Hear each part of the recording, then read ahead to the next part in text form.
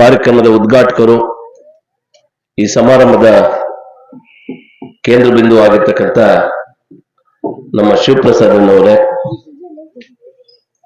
ಅದೇ ರೀತಿ ನನ್ನ ಸೋದರ ಸಮಾನರಾಗಿರ್ತಕ್ಕಂಥ ಮೆಕ್ಯಾನಿಕ್ ಶ್ರೀನಿವಾಸ್ ಅವರೇ, ಮತ್ತೊಬ್ರು ನನಗೆ ತುಂಬಾ ಆತ್ಮೀಯರು, ಎಲ್ಲಿ ಸಿಕ್ಕಿದ್ರು ಕೂಡ ನನ್ನ ಜೊತೆಗೆ ಲವಲೋಕಿಯಿಂದ ಮಾತಾಡ್ತಾ ನಮ್ಮ ಜೊತೆಗೆ ಒಂದು ಒಳ್ಳೆಯ ಅವಿನಾಭಾವ ಸಂಬಂಧ ಇಟ್ಕೊಂಡಿರ್ತಕ್ಕಂಥ ಸಂಸದ ವಿಜಯನವರೇ, ಅದೇ ರೀತಿ ನಮ್ಮ ಒಂದು ವಿದ್ಯಾದಾನವನ್ನ ಮಾಡ್ತಾ ಇರ್ತಕ್ಕಂಥ ವಾರ್ಧಿ ವಿದ್ಯಾಸಂಸ್ಥೆ ಮುಖ್ಯಸ್ಥರು ಆಗಿರ್ತಕ್ಕಂಥ ಮಂಜುನಾಥ್ ರೆಡ್ಡಿ ಅವರೇ, ನನಗೆ ಆತ್ಮೀಯರು,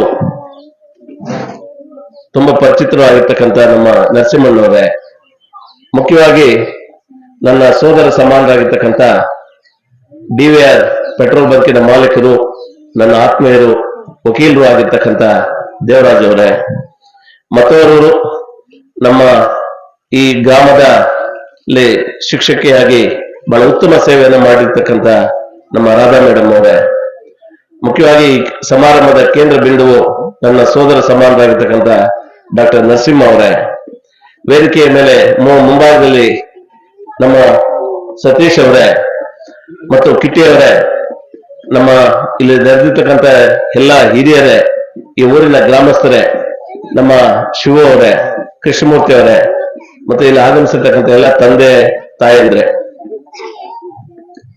ನನಗೆ ನಿನ್ನೆ ಅಷ್ಟೇ ಮಾಹಿತಿಯನ್ನು ಕೊಟ್ರು, ಈ ತರ ನರಸಿಂಹ ಅವರಿಗೆ ಒಂದು ಅಭಿನಂದನಾ ಸಮಾರಂಭ ಇದೆ, ಬರಬೇಕು ಅಂತ.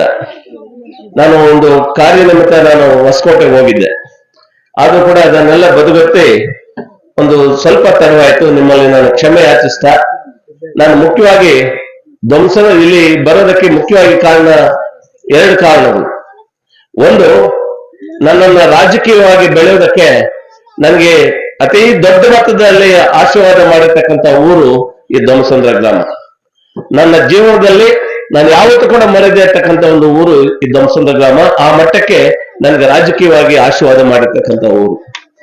ಎರಡನೇದು, ನಮ್ಮ ನರಸಿಂಹ, ಆತನು ಎಲ್ಲಿ ಕಾಣಿಸಿದ್ರು ಕೂಡ ಬಹಳ ಲವಲೋಕಿಯಿಂದ ಹಣ ಹಣ ಅಂತ ನಾನು ನೋಡಿದಾಗ್ಲೂ ಕೂಡ ಹೋಲಿಸ್ಕೊಂಡು ಬಂದು ಮಾತಾಡ್ತಾರೆ. ಅಷ್ಟು ಆತ್ಮೀಯತೆ ನಮ್ಮ ಜೊತೆಗೆ ಒಂದು ಒಡನಾಟವನ್ನು ಇಟ್ಕೊಂಡಿರ್ತಕ್ಕಂಥವನು ನಮ್ಮ ನರಸಿಂಹ.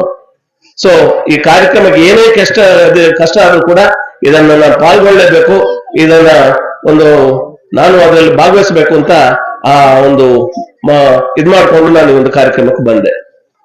ಇಲ್ಲಿ ನಾನು ಜಾಸ್ತಿ ಹೊತ್ತು ಮಾತಾಡೋದಿಲ್ಲ, ಕೆಲವೇ ಮಾತುಗಳನ್ನು ಹೇಳಿ ನನ್ನ ಮಾತನ್ನು ಮುಗಿಸ್ತೇನೆ.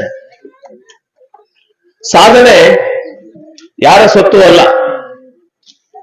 ಒಂದು ಸಾಧನೆ ಹೇಳ್ಬೇಕಾದ್ರೆ ಒಬ್ಬ ಮನುಷ್ಯ ಅದರ ಹಿಂದೆ ಬಹಳಷ್ಟು ಪರಿಶ್ರಮ ಇರ್ತದೆ. ಸಾಧನೆ ತಾನಾಗಿ ಮನುಷ್ಯನಿಗೆ ಬರೋದಿಲ್ಲ. ಒಬ್ಬ ಮನುಷ್ಯ ಏನಾದ್ರೂ ಸಾಧನೆ ಮಾಡಿದಾನೆ ಅಂತ ಹೇಳಿದ್ರೆ ಅವನ ಒಂದು ಪರಿಶ್ರಮ ಬಹಳಷ್ಟು ಇರ್ತದೆ. ಆ ಪರಿಶ್ರಮದ ಜೊತೆಗೆ ಅವರಿಗೆ ಸಹಕರಿಸತಕ್ಕಂತ ಅನೇಕರು ಇರ್ತಾರೆ. ಇವತ್ತು ಒಂದು ವಿಚಾರವನ್ನು ಹೇಳ್ತೇನೆ, ಕೆಲವು ಹೇಳ್ತಾರೆ, ನಾವೇನಪ್ಪ ಮಾಡೋದು, ನಮ್ಗೆ ಬಡತನ ಅಂತ. ಬಡತನ ಯಾವತ್ತೂ ಕೂಡ ಸಾಧನೆಗೆ ಮಾನದಂಡವಾಗಬಾರದು. ಒಂದು ವೇಳೆ ಬಡತನ ಅಂತ ಕೈ ಕಟ್ಕೊಂಡು ಮನೆಯಲ್ಲಿ ಕೂತಿದ್ರೆ, ಒಂದು ಕಾಲದಲ್ಲಿ ಬ್ರಿಟಿಷರು ಹೇಳಿದ್ರು, ಏನಕ್ಕೆ ಭಾರತೀಯರಿಗೆ ಸ್ವಾತಂತ್ರ್ಯ, ಒಂದು ಸಂವಿಧಾನವನ್ನು ರಚಿಸಿಕೊಳ್ತಕ್ಕಂಥ ಪ್ರಬುದ್ಧರೆಲ್ಲ ದಡ್ರು ಒಂದು. ಆದ್ರೆ ಭಾರತೀಯರು ದಡ್ಡರಲ್ಲ, ಪ್ರಬುದ್ಧರಂತೇಳಿ ಇಡೀ ವಿಶ್ವವೇ ಕೊಂಡಾಡ್ತಕ್ಕಂಥ ಒಂದು ಸಂವಿಧಾನವನ್ನು ರಚಿಸಿ ಈ ಲೋಕಾರ್ಪಣೆ ಮಾಡಿರ್ತಕ್ಕಂಥ ಒಂದು ಡಾಕ್ಟರ್ BR ಅಂಬೇಡ್ಕರ್ ಅವರು ಹುಟ್ಟಿದ್ದು ಬಡತನದಲ್ಲೇ. ಬಡತನ ಅಂತ ಆತನು ಕೈ ಕಟ್ಕೊಂಡು ಮನೆಯಲ್ಲಿ ಕೂತಿದ್ರೆ ಇಷ್ಟು ವಿಶ್ವಮಾನ ಅಂತ ಅನ್ಸ್ಕೊಳ್ಳಕ್ ಆಗೋದಿಲ್ಲ. ಆತನ ಒಂದು ಆತ್ಮಸ್ಥೈರ್ಯ ಇತ್ತು, ಆತ್ಮಾಭಿಮಾನ ಇತ್ತು, ಅದರೊಂದಿಗೆ ಸಮಾಜದಲ್ಲಿ ಒಂದು ಒಳ್ಳೆ ಕಾರ್ಯಗಳನ್ನು ಮಾಡಿ ಒಂದು ಅತ್ಯದ್ಭುತವಾದಂತಹ ಸಂವಿಧಾನವನ್ನು ರಚಿಸುವುದ ಒಂದು ಗೌರವಾನ್ವಿತರು. ಅಷ್ಟೇ ಅಲ್ಲ, ಇವತ್ತು ಬಡತನ ಅಂತ ಮನೆಯಲ್ಲಿ ಕೂತಿದ್ರೆ ಮನೆಗೂ ಪೇಪರ್ ಆಗ್ತಾ ಇದ್ದಂತ ಒಬ್ಬ ಅಬ್ದುಲ್ ಕಲಾಂ ಒಬ್ಬ ವಿಶ್ವವಿಖ್ಯಾತ ವಿಜ್ಞಾನಿ ಅನ್ಸ್ಕೊಂಡ. ಹಾಗಾಗಿ ಆ ಬಡತನ ಅಂತ ಯಾವುದನ್ನು ಕೂಡ ಲೆಕ್ಕಿಸದೆ ಅವರು ಒಂದು ಛಲದಿಂದ ಆತ್ಮವಿಶ್ವಾಸದಿಂದ ಮುಂದುವರೆದಿದ್ದಕ್ಕೆ ಅವರು ಹೆಸರು ಇತಿಹಾಸದ ಒಂದು ಸುವರ್ಣಾಕ್ಷರದಲ್ಲಿ ಬರ ಹಿಡಿಯಲಾಗಿದೆ. ಅಷ್ಟೇ ಅಲ್ಲ, ಬಡತನ ಅಂತ ಮನೆಯಲ್ಲಿ ಕೂತ್ಕೊಂಡಿದ್ರೆ ಒಂದು ಸ್ಟ್ರೀಟ್ ಲೈಟ್ ಕೆಳಗಡೆ ಓದ್ಕೊಳ್ತಾ ಇದ್ದಂತ ಒಬ್ಬ ಸಲ ವಿಶ್ವೇಶ್ವರಯ್ಯ, ಅದನ್ನು ಬಡತನ ಅಂತ ಮನೆಯಲ್ಲಿ ಕೂತ್ಕೊಂಡು ಓದ್ಕೊಂಡಿದ್ರೆ ವಿಶ್ವವಿಖ್ಯಾತಿ ಒಂದು ಇಂಜಿನಿಯರ್ ಆಗ್ಲಿಕ್ಕೆ ಸಾಧ್ಯ ಇಲ್ಲ.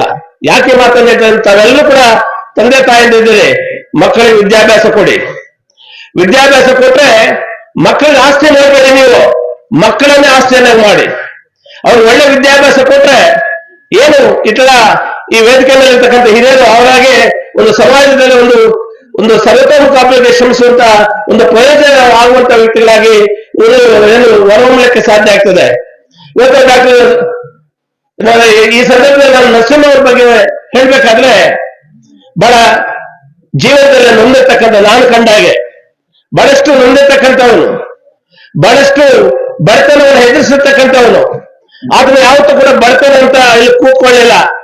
ಈ ಬಡತನವನ್ನು ಮೀರಿ ಒಂದು ಆತ್ಮವಿಶ್ವಾಸದಿಂದ, ಆತ್ಮಬಲದಿಂದ, ಇಲ್ಲ ನಾನು ಸಮಾಜಕ್ಕೆ ಒಂದು ಒಳ್ಳೆಯ ಒಂದು ಕೆಲಸ ಮಾಡಬೇಕು, ಸಮಾಜದಲ್ಲಿ ನಾನು ಕೂಡ ನನ್ನನ್ನು ಗುರುತಿಸ್ಕೋಬೇಕು, ಸಮಾಜಕ್ಕೆ ಒಂದು ಪ್ರಯೋಜನಕರವಾದಂತ ಕೆಲಸಗಳನ್ನು ಮಾಡಬೇಕು ಅಂತ ಹೇಳಿ ಛಲದೊಂದಿಗೆ ಮುಂದೆ ಸಾಗಿ ಇವತ್ತು ಒಂದು ಒಳ್ಳೆಯ ಒಂದು ಪ್ರಶಸ್ತಿಗಳನ್ನ ತನ್ನ ಮಡಿಲಿಗೆ ಹಾಕುವಂತಕ್ಕಂಥ ಒಂದು ಕೆಲಸವನ್ನು ಇವತ್ತು ನರಸಿಂಹ ಅವರು ಮಾಡಿದ್ದಾರೆ. ಇವತ್ತು ಒಂದು ಗ್ರಾಮಸ್ಥರ ನೆನಪನ್ನಿಟ್ಕೋಬೇಕು, ಅವ್ರು ಎಷ್ಟೇ ಎತ್ತರಕ್ಕೆ ಬೆಳೀಲಿ, ಎಷ್ಟೇ ಪ್ರಶಸ್ತಿಗಳು ಕೊಡ್ಕೊಳ್ಳಿ, ಆ ಕೀರ್ತಿ ಬರ್ತಕ್ಕಂಥದ್ದು ಮೊಟ್ಟ ಮೊದಲನೇದಾಗಿ ಈ ಗ್ರಾಮಕ್ಕೆ. ನರಸಿಂಹ ನೀವು ಯಾವರಪ್ಪ ಅಂತ ಹೇಳ್ತಕ್ಕಂಥದ್ದು ದೊಮ್ಸಂದ್ರ ನರಸಿಂಹ ಏನಾದ್ರು ಸಾಧನೆ ಮಾಡಿದೆ ಅಂತ ಹೇಳಿದ್ರೆ ಈ ದೊಮ್ಸಂದ್ರ ಗ್ರಾಮಕ್ಕೆ ಅದೊಂದು ಭೂಷಣ. ಅದಕ್ಕೆ ನಿಜವಾಗ್ಲೂ ಕೂಡ ಎಲ್ಲಾ ಗ್ರಾಮಸ್ಥರು ಕೂಡ ಆತನ ಮುಂದೆ ಹೋಗ್ಲಿಕ್ಕೆ ನೀವೆಲ್ಲರೂ ಕೂಡ ಆಶೀರ್ವಾದ ಕೊಟ್ಟು ಆತನಿಗೆ ಬೆಂತಟ್ಟಿ ಆತನ ಮುಂದೆ ಹೋಗ್ಲಿಕ್ಕೆ ನಾವೆಲ್ಲರೂ ಕೂಡ ಸಹಕಾರ ಕೊಡ್ಬೇಕು ಅಂತ ಕೂಡ ತಮ್ಮನ್ನ ಮನವಿ ಮಾಡ್ತೇನೆ.